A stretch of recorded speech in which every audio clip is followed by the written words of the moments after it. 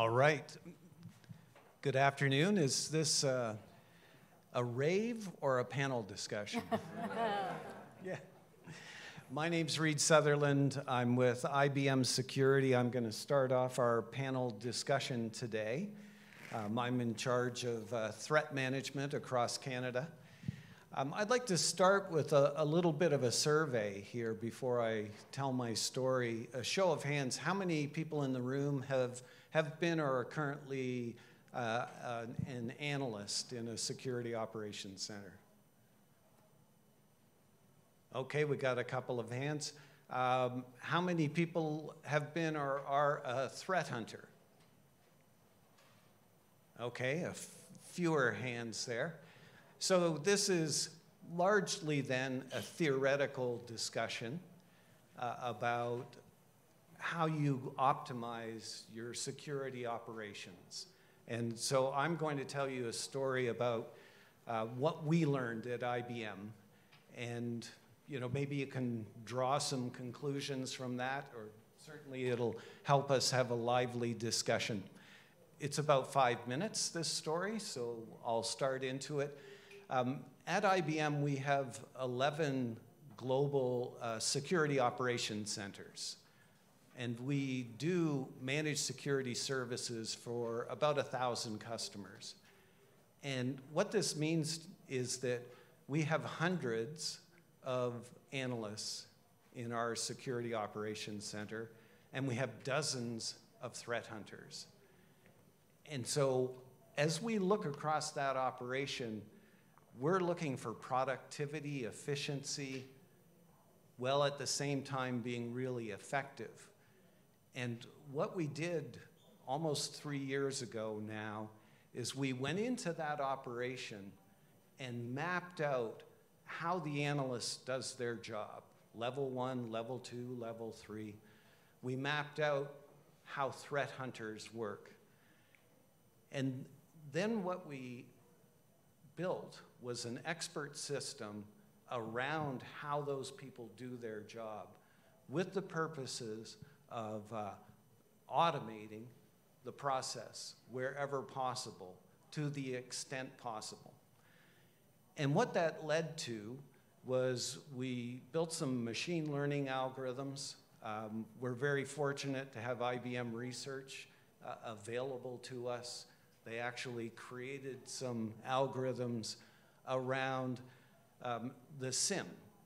So in our environment, we're commonly using 3 SIMs. We've got QRadar, we've got Splunk, we've got Sentinel. So, we had to be prepared to deal with multiple SIMs. So we built an algorithm called ATDS, and it basically could take the output of multiple SIMs and figure out how to really automate the process that an analyst goes through so that it could basically do the work for the analyst, and then the analyst would jump into the case and take it the rest of the way. We did the same kind of thing for EDR. So in our environment, CrowdStrike, CyberReason, and our own EDR called Reacta, and built a machine learning algorithm that we call Athena. And once we put those algorithms together, we found that there were some tricks that we needed to really keep track of. And one is that your different technologies all assess the priority of the alerts that they generate.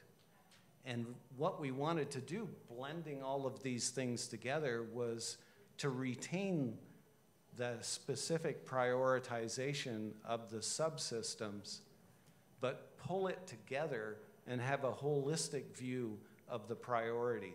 Because one of the things to create efficiency in your SOC is to pay attention to priorities, right? That we are always working for the highest priority items. So we pulled that all together, and then we started testing it. So we ran 4 million alerts through these algorithms across almost 1,000 customers. So the 4 million alerts is important because you know, it is thoroughly authenticated that the machine learning algorithms actually produce the right result.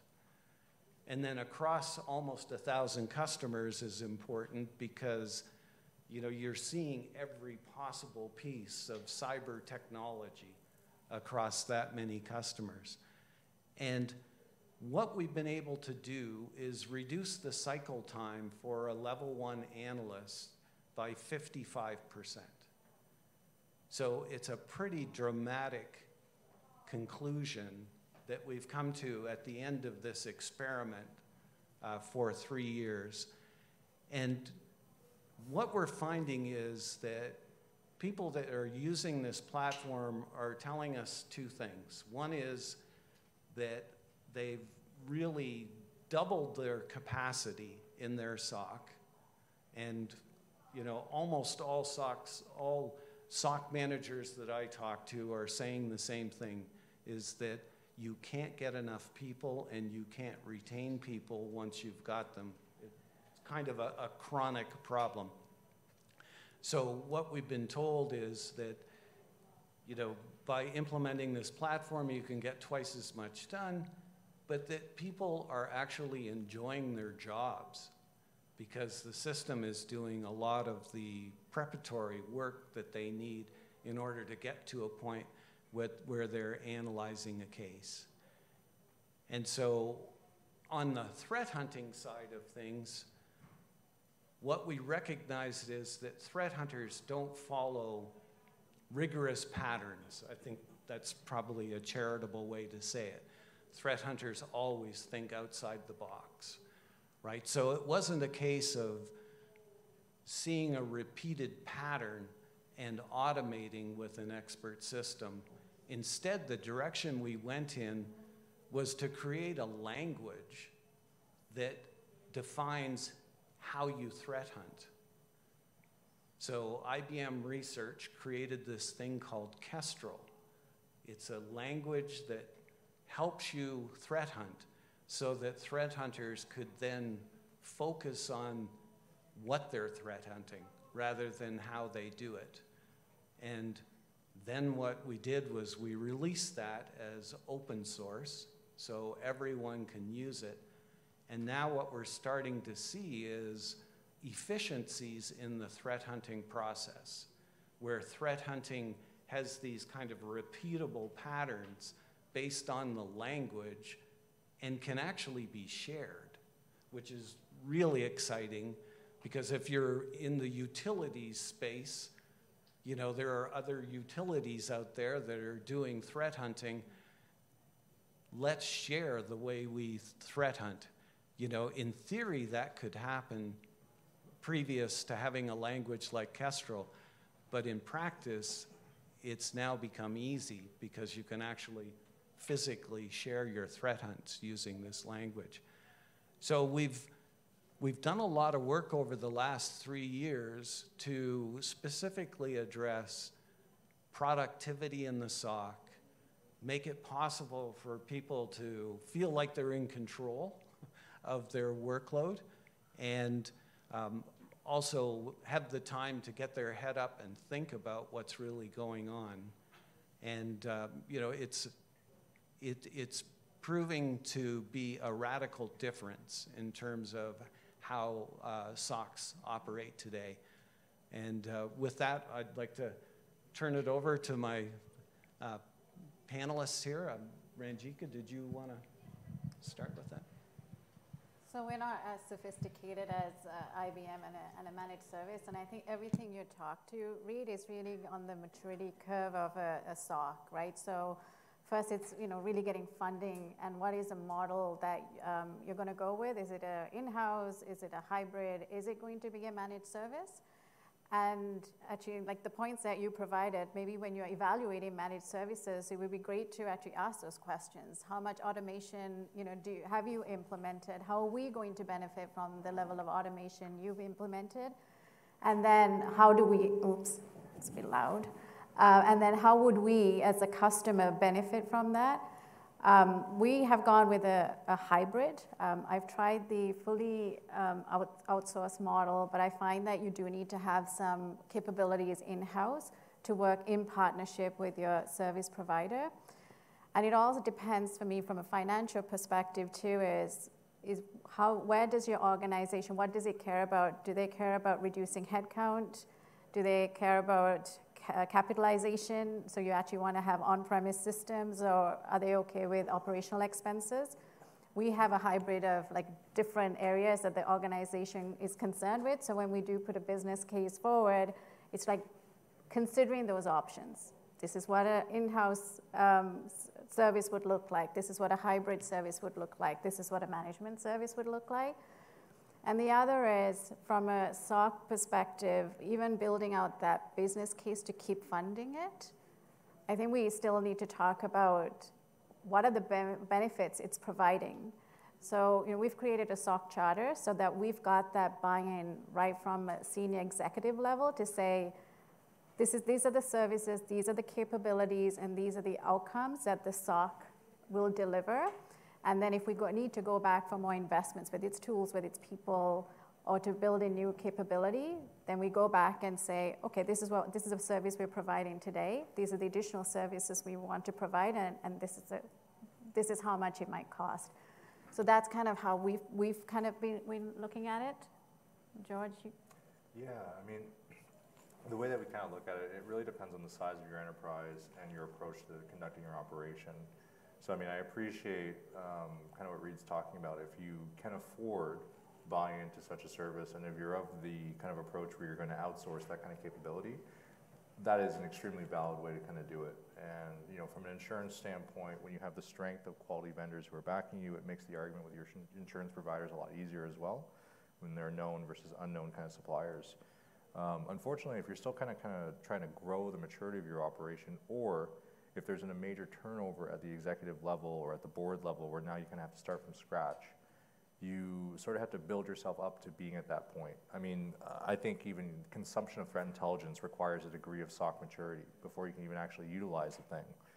At a very, very basic level, you need to look at how big is your team, what is the resource utilization, what kind of tools do they have, what are your foundational sets. From a commitment standpoint, you have to show viability that at the basic of the network layer, you can protect the network from unauthorized access and breach. From there, you have to go to the endpoint layer. From there, if you're a software developing shop, you have to go to the application layer.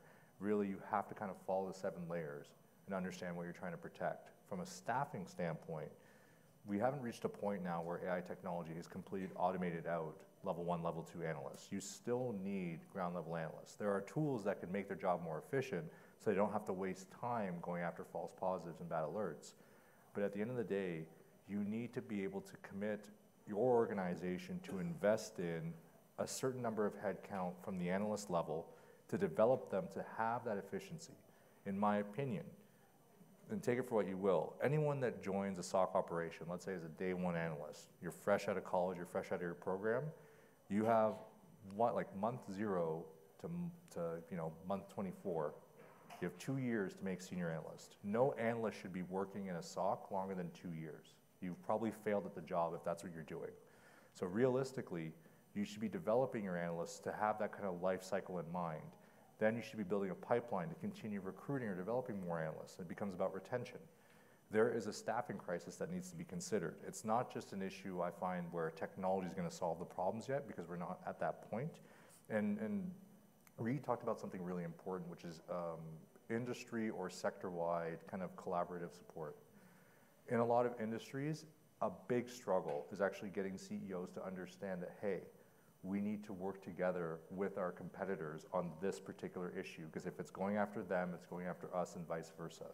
That's a conversation that can be very difficult to be had, and I'm kind of wondering how you folks within your respective sectors would kind of go about that, because power generation, it's different obviously in Canada and Ontario because of the regulation, but there are still some secrets that are held close to the chest. And Reid, I imagine with some of the massive amount of clients you guys have, I'm sure there are conversations where it's like, hey, I can't work with you because of your relationship with blah, or we can't join the collaboration kind of network. So how do you bridge that gap between executive or shareholder resistance and actually getting into that in like collaborative security and threat information sharing?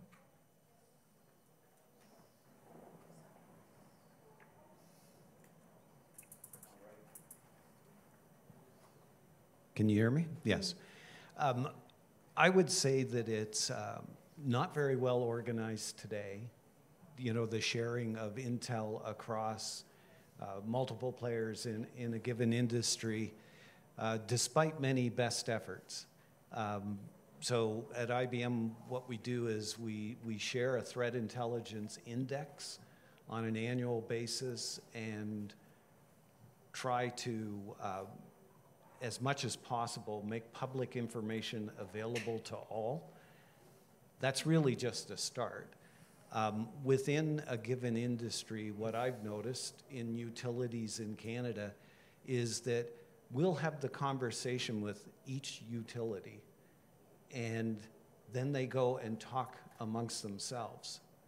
And it's sort of a two-step collaboration that we as a vendor don't see the second step, right, where they're sharing amongst themselves. So it's ineffective, I think. I would characterize it as ineffective and not optimized. But this notion of, you know, specifically with threat hunts, to actually be able to share them across multiple players in a given industry, I think shows some promise that, you know, you could systematically like raise the IQ within a given industry if you were able to share threat hunts freely. Then my question would be to Ranjika is, let's say your organization does not utilize a proactive threat-driven approach, right? So there are, I think, two major schools of security operations. The traditional reactive approach where you're waiting to be attacked and you're trying to build your defensive capabilities based on kind of what your suppliers and your own research is telling you, versus the proactive intelligence-driven approach where you are actively seeking IOC threat information and then making business and security decisions based on that information.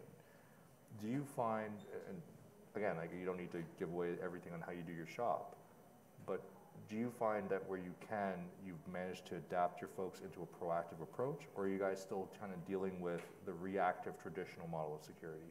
No, we are relying a lot on threat intelligence. We've got automated threat intelligence feeds that we rely on.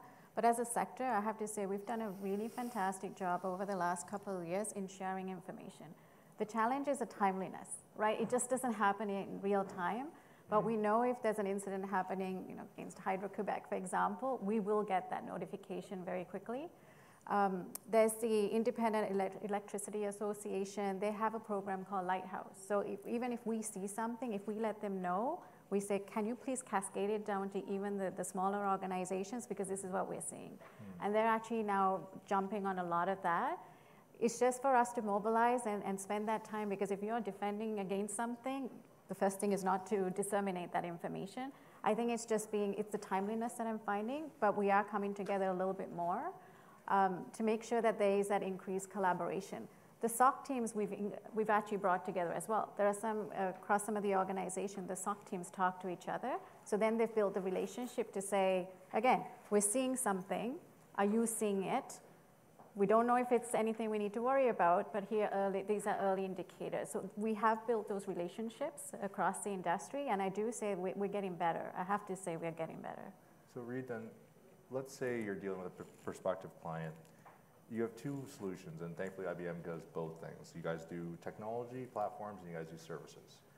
If a prospect can't afford buy-in to the platform, do you think that you can still, or there are services that can still provide them with good help until they work up to the point that they can afford buy-in to the platform? Because typically I find services can be a little bit more affordable as an OpEx, whereas a platform becomes a CapEx. Yeah, so two comments on that. The first is we realized that we needed to be SaaS first and make things available as a service versus the older CapEx model where you have to spend $1 million to buy a system. So we've moved in that direction, to be sure. I can answer your question from a services perspective where we have big enough teams that we can actually build code that will accommodate the different technologies that our customers have in place. So, you know, all tools are not created equal, but if you know how a tool works well enough, you can accommodate for the different functionality in the tools. So what I've seen us do is, the program was called XFTM. We wrote code based on the different products that our customers would be operating so that we could guarantee a level of protection. You know, that our guarantee was independent of their technology. That's very hard to do. And you have to have a certain economy of scale to be able to do that, but we've approached it that way. So let me ask you this then. Let's say you're dealing with a prospect. The team likes you. The CISO likes you, right? The CIO might even like you. The board won't approve the funding, but the key players on the client side, you know, the actual security team is receiving, and yourself as the vendor, you guys want to work together. How would you approach, or what are your thoughts on developing relationships on ice until such time that, you know, you can actually then go forward and sign a contract? Do you ever use for example, just every once in a while you'll kind of give a freebie to kind of keep things engaged, or you provide some kind of thought leadership? Like, what is your approach to doing this, and do you see this as a regular common practice when you're doing the conduct of business development? Yes, I'd say that IBM never does anything for free. We do POCs. We do make a lot of our intelligence publicly available for consumption. So I think we're a good corporate citizen on that front. But in the scenario that you're painting, the picture you're painting, there are times when customers simply will not buy from us. And, you know, I could explain why that happens, but, you know, a situation arises where they won't buy from you. We do have partners that we enable to make them effective. Sometimes the right way to do it is to get a partner engaged to take it. And then other times I've seen where we just can't help.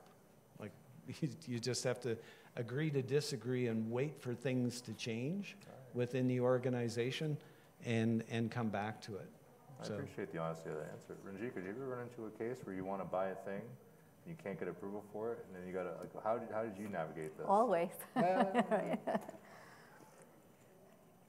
Again, at the end of the day, it's the outcome, right? It's not buying a tool or a service or a solution for the sake of buying something. So it's really how good a job we do on convincing, whether it's a board or the CIO or any other executive, what outcome you're after and how the tool or the service is going to get you there. And then over time you build credibility because you have to go back and say, this is what I committed to do, this is what I purchased, and this is what that service or technology is delivering for you. And then it's that, okay, you know, you're optimizing what you have. I know one of the things that teams are looking at is you buy a whole bunch of tools. Are we optimizing the tools?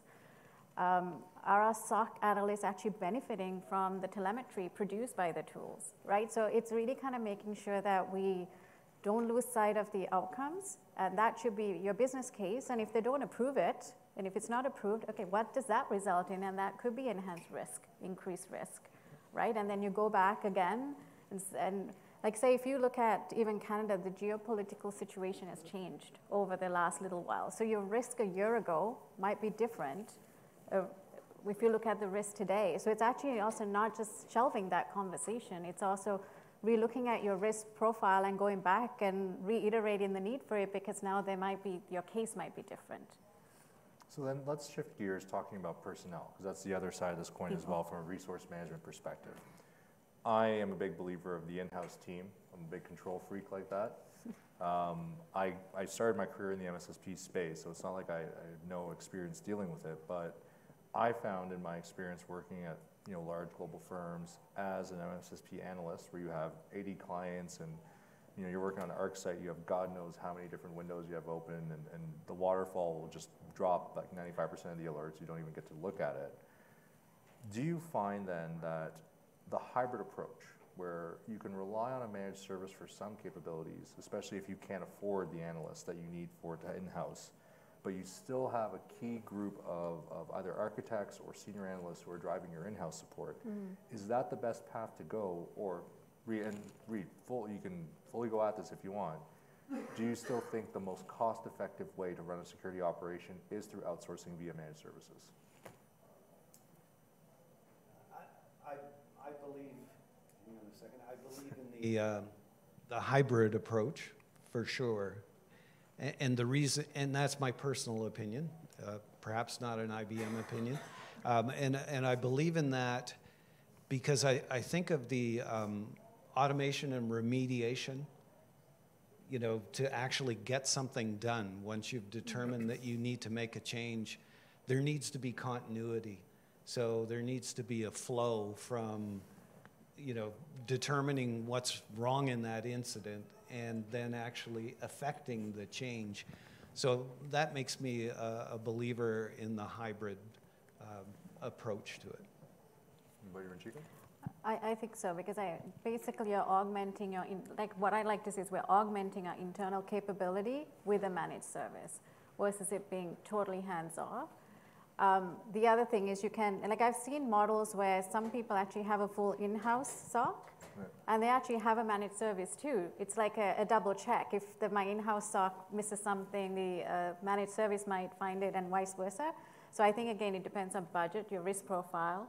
Will you stay with that hybrid approach, or there's a shelf life on that managed service partnership, and then you'll try to bake it to become fully in-house once you have funding approval for it?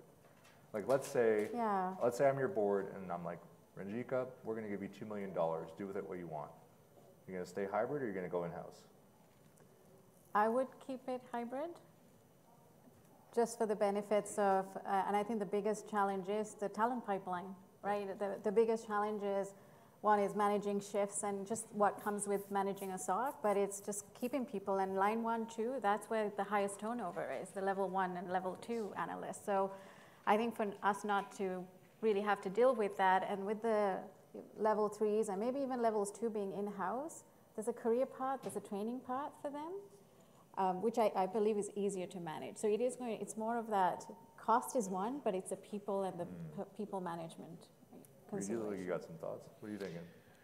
Yeah, well, just on level 1 and retaining people and having them have a career path where they move to 2 and 3 and then perhaps spend time threat hunting, and creating a career for them, knowing that there's going to be constant turnover.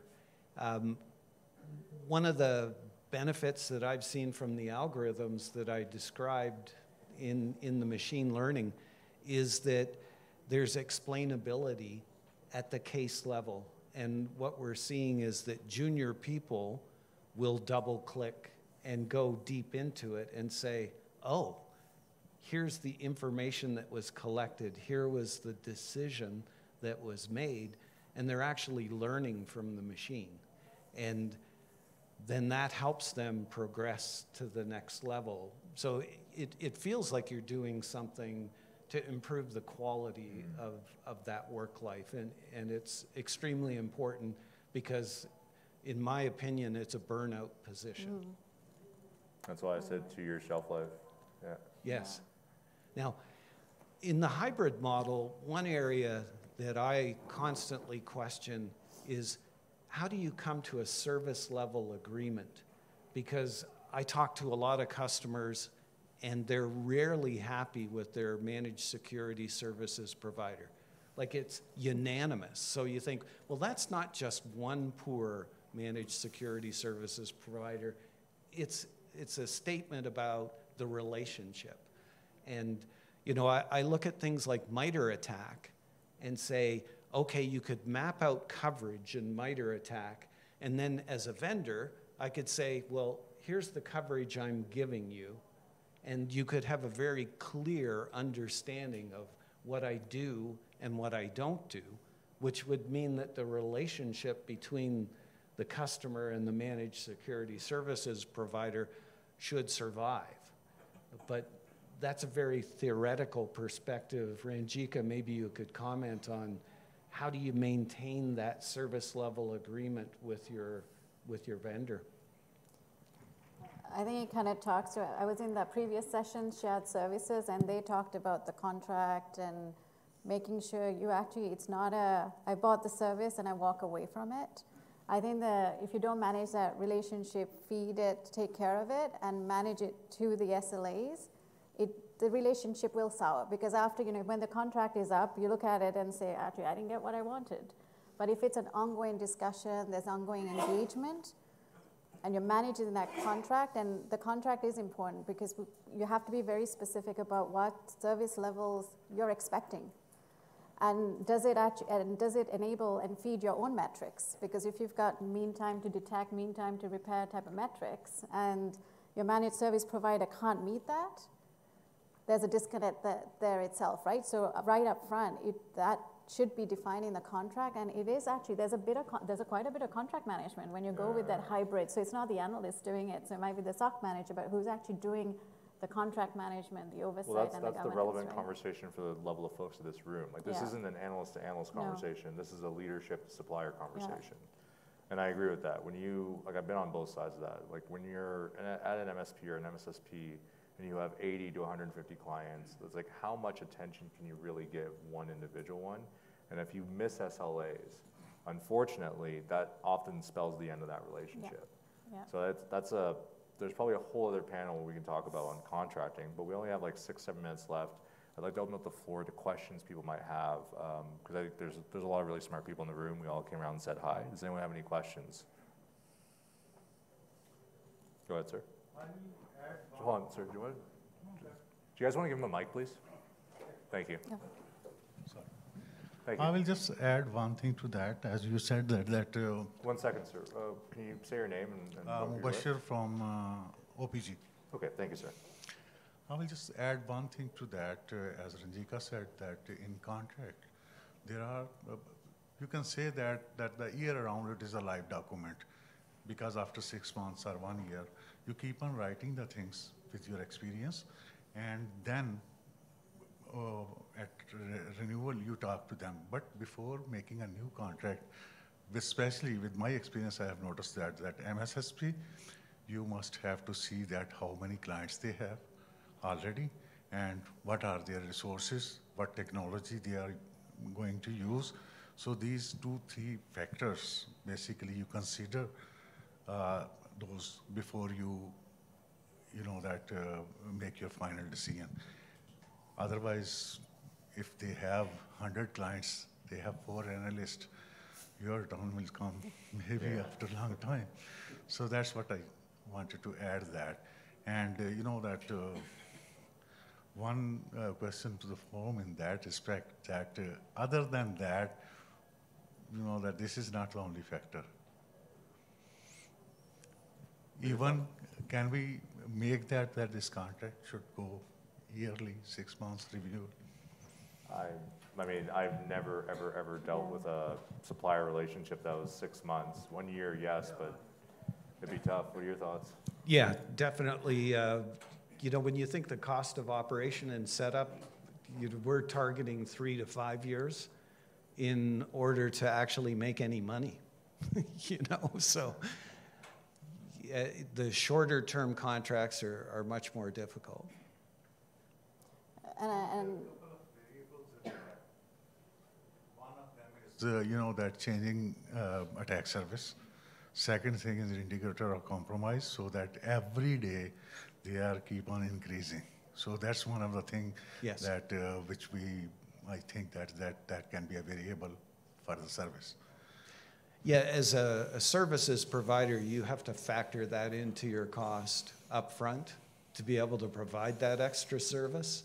And oftentimes, the contract goes to the lowest price and you get cut out of that. So that is a challenge. How do you keep some money in the contract so that as the attack surface expands, you're expanding hopefully ahead of the attack surface. There are also, I will say, based on my experience, there's a very, very nasty trick that MSSPs or MSPs do. They will sell a contract with FTE baked into it, right? They will then undercut if they know that they're being competed against. They'll undercut to be the lowest bidder to win that contract, but that money that was dedicated for an FTE, which was meant to support the contract, doesn't actually get used to hire someone. It gets kicked into margin because there's still margin calls that need to be made. So you end up with an overworked, understaffed MSSP, which I think leads to the problems that this gentleman's talking about, right? Yeah. Yeah. So we should be, in other words, saying that we clearly tell them that, okay, these, for example, 2 dedicated or 1 dedicated engineer is good enough for us or not, in black and white. I think you can make anything in the contract provided you want to pay for it. Yeah. Right? Yeah, that's Like, that's another challenge. You'll get it. That's another challenge, you know, that he was mentioning. And, you know, I'm sitting on the other side of the table. You are sitting on the other side of the table. So that in that sense, I have to see it from my side that this much budget I have. And the service provider is on the other side of the table. They are trying to win the contract. Yeah. So the gray area can be a trouble. All right, anyone with any other questions? Go ahead. Oh, Mark, right on. Hey, dude. Hey, how's it going? How's it going? I have a question for Ranjika. At some point, and maybe you inherited the solution, but at some point there was a staffing conversation that had to happen about resources for the hybrid SOC, for the internal staff. And how did that go? How was it approached? Are there roles that are actually dedicated, or is it sort of part of a different job? These are dedicated roles. So I didn't inherit a SOC. It was we built the capability and the team. We looked at different options. We looked at the whole organization, though. We looked at the cybersecurity, the CISO organization as a whole, and then we looked at the headcount for the SOC that we'll need. And then we actually looked at different options. Like I said, in-house, you know, what does a hybrid look like? We costed each one. And we needed also to ramp up quickly. So if it was in-house, the ramp-up time might have been slower than if we went with a hybrid. So those are all the factors that we considered before we got approval. So really the headcount, these are dedicated SOC roles, but we actually looked at the headcount holistically when we put the business case together. Okay. Awesome, thanks, Mark. So we'll close off with this. We have to, been told, get off stage. I'll get from you guys, I'll ask 2 points. How would you recommend to a program executive running a security program to have the most cost-efficient but optimized, productive security operation? What are your 2 tips, Reid? My 2 tips, the first would be setting expectation over the level of service required within an organization. So if you study the SANS SOC surveys, they actually, if you net it out, say that there should be 1 SOC analyst for every 100 employees. So think about that. Knowledge worker employees, you know, someone that's got a computer connected to your network. That stat, that perspective blew my mind, because you start looking at how many employees you have in your organization, you go, oh my goodness, we're not even halfway there yet. So setting expectations about the level of support that's required, and then beyond that, using automation to control cost, and having the side benefit of it being a teaching machine that allows you to have a career path through your SOC. Those would be my 2 suggestions. Very good. Ranjika, Mine would be to come up with your measurements of success. So if it's for the success, again, going back to what's the outcome, and then how are you going to measure that? If it's efficiency, if it's effectiveness, how are you measuring that? And that's when you can have the conversations. If you have the right metrics, you need to reduce the time to detect. You need to reduce the time to repair. How does that translate in terms of headcount or people? And then you can have that conversation to say, okay, to reduce these or to achieve these success measures, this is what I require. It actually has, you end up having a conversation versus going in for an ask, but be very clear about what does an optimized SOC look like for you and what does efficiency look like. Outstanding. Reid, Ranjika, everyone please thank our good panelists for having us. Thanks for coming out and supporting us. It is now lunchtime. Please make your way to lunch. Have yourself a great rest of the day. Thank you.